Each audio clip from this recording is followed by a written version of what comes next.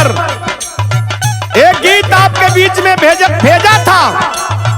अहिर हवे समाजवादी दूसर रंग ना चढ़ी। आप लोगों ने बहुत प्यार सम्मान दिया। एक गीत आपके बीच में और भेज रहा हूं हीरा भैया। कौनो सेंट पेन, कौनो सेंट पेंट ना दहिया बस रगड़ेला माटी से।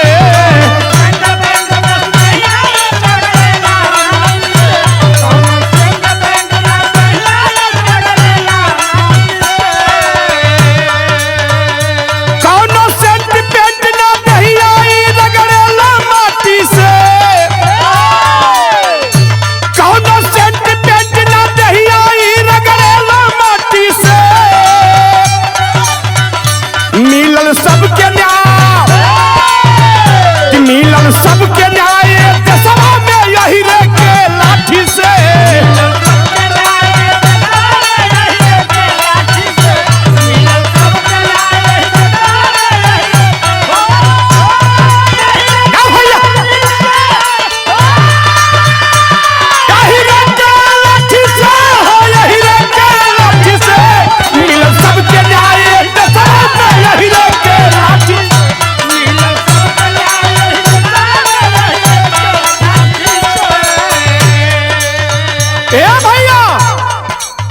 एक अन्यथा आप लोग मत लिया। जब जब इस देश में अत्याचार हुआ है, यादव समाज ने बढ़ चढ़ के गरीबों को न्याय दिलाने का काम हमारे यादव समाज के लोगों ने किया है। इस नाते मैं आपसे कहना चाहता हूं, भोजपुरी में बनल कहावत कायम बाटे भाई।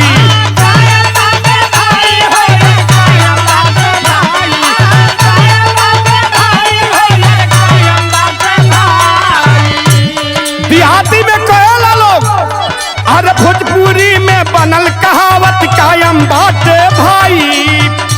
अरे केहू न पूछी जग में बस यही रही का में आई। तमा तलवार के रोकी, तमा तलवार के रोकी पीरा हीर बस बासिया पाटी से।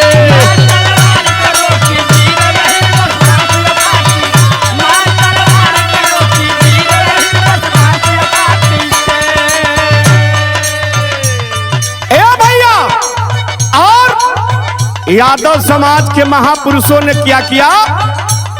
बालमुकुंद भाई, अरे महाभारत में पांडव जीते कृष्ण किए चतुराई।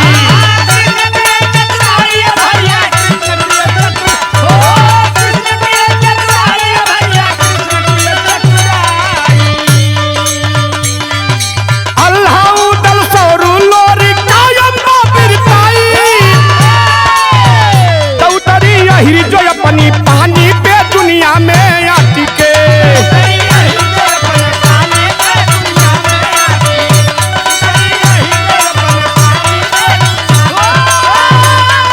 दिया भैया, अरे दिया राजेश भैया।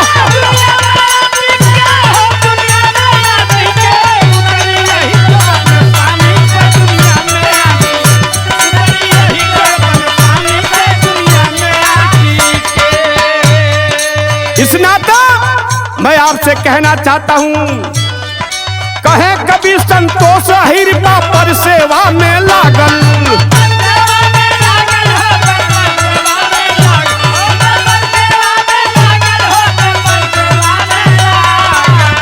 संतू भैया, यादव समाज ऐसा समाज है दबे कुचलों की मदद करता है, सबकी सेवा करने का काम यादव समाज करता है। इस नाते मैं कहना चाहता हूं, कहे कभी संतोष हिरबा पर सेवा में लागल।